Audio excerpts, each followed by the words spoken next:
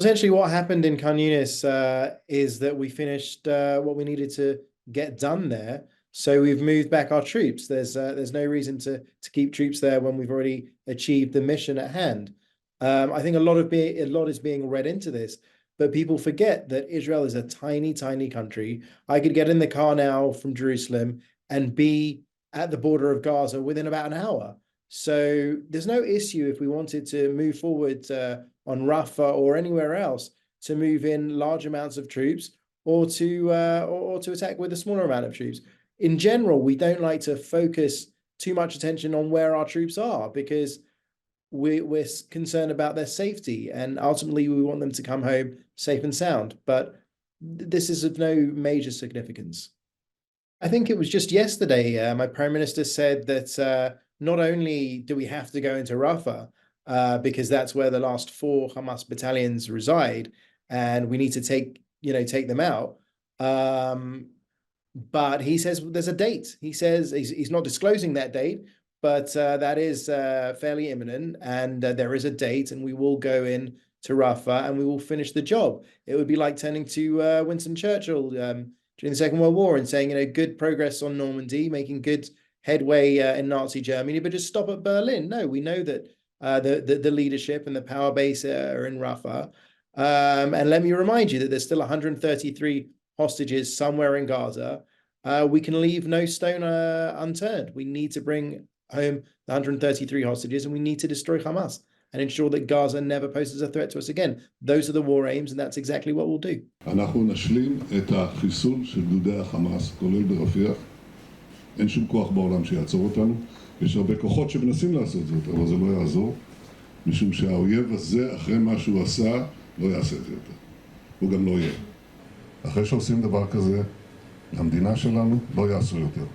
He was a key figure in the Khan Younis area. I'll remind you that Yahya Sinwar, the head of Hamas, the mastermind of the October 7th massacre, is himself from Khan Younis. And so this is, if you will, his political base. So it was an important symbol for us to go after Khan Younis and get the terrorists out. And we were very successful then. And that particular terrorist was very much responsible for many of the over 10,000 missiles that were fired against Israel. And I'm happy to say that he has fired his last missile against Israel. To date, as far as I can remember, 124 hostages have been released, or sadly, their bodies have been retrieved from Gaza.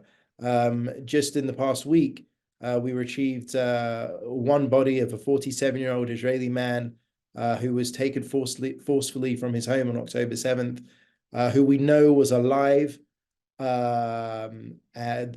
Islamic Jihad, who were holding him, put out multiple videos of him speaking.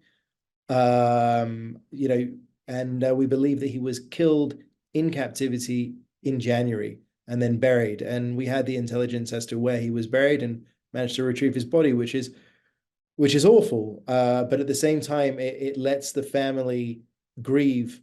It lets the family have some kind of closure on the situation. His mother was taken. She was freed, thank God, alive. He lost another family member on that day. We know that the hostages are not being treated well, to say the least. They've not received a single visit from the Red Cross. They've not received life-saving medications that they need. We know from hostages that got out that they're being sexually abused, men, women, children. And it is a crime against humanity. They need to come home right now. This war could end right now if Hamas put their hands in the air, waved the white flag, unconditionally surrendered to us, and let the hostages come home. קיבלתי היום דיווח מפורט על השיחות בקהיר. אנחנו פועלים כל הזמן להשגת מטרותינו, ובראשן שחרור כל חטופינו, והשגת ניצחון מוחלט על חמאס. הניצחון הזה מחייב כניסה לרפיח וחיסול גדודי הטרור שם. זה יקרה, יש תאריך. We will continue, we have from day one, to do our absolute utmost to bring home the hostages. It is a primary aim of the war. And we will use every diplomatic channel available to us. At the same time, we have learned that the carrot and stick works well with Hamas. If they don't have skin in the game, if they don't think that we're coming for them, if they don't understand that they could end this war meeting their maker, then they don't have any incentive to come to the table at all. In recent days, we've seen them reject our most recent proposals.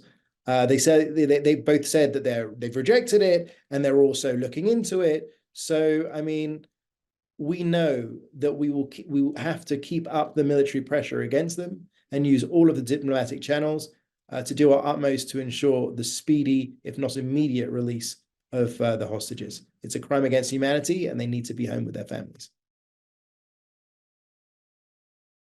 הבהרתי לקהילה הבינלאומית, לא תהיה הפסקת אש בלי החזרת חטופים. זה פשוט לא יקרה. זוהי המדיניות של ממשלת ישראל, ואני מברך על כך שממשל ביידן הבהיר שלשום שזו עדיין גם עמדתו. ואני מבקש להעביר דבר נוסף. ישראל היא לא זו שמונעת עסקה. חמאס מונע עסקה. דרישותיו הקיצוניות נועדו להביא להפסקת המלחמה והשארתו על כנו. זאת אומרת, להבטיח את הישרדותו, את שיקומו, את היכולת שלו לסכן את אזרחינו ואת חיילינו. כניעה לדרישות החמאס תאפשר לו לנסות לחזור על פשעי ה-7 באוקטובר שוב ושוב, כפי שהבטיח לעשות. חמאס מקווה שהלחץ מבחוץ ומבפנים יגרום לישראל להיכנע לדרישות קיצוניות אלה. זה לא יקרה. ישראל מוכנה לעסקה. ישראל לא מוכנה לכניעה. במקום שהלחץ הבינלאומי יופנה לישראל, דבר שרק גורם לחמאס להקשיח את עמדותיו, הלחץ של הקהילה הבינלאומית צריך להיות מופנה נגד חמאס. זה יקדם את שחרור החטופים. Military experts around the world have stated that Israel has gone out of its way to avoid civilian casualty in a way that no other army has in the history of warfare. So there's a lot of, I would say, libels out against us. And sadly, too many people are ready to jump on the Hamas bandwagon because they don't understand that Hamas's end game in this war is to do serious damage to us as they have done, but it's also to stay in power so they can continue their corrupt terror regime in Gaza. They want to stay in power. And we will do our utmost to fulfill our war aims, to destroy Hamas, to make sure that they're not in power in Gaza, that they can't pose a threat to us, and that they release those 133 hostages.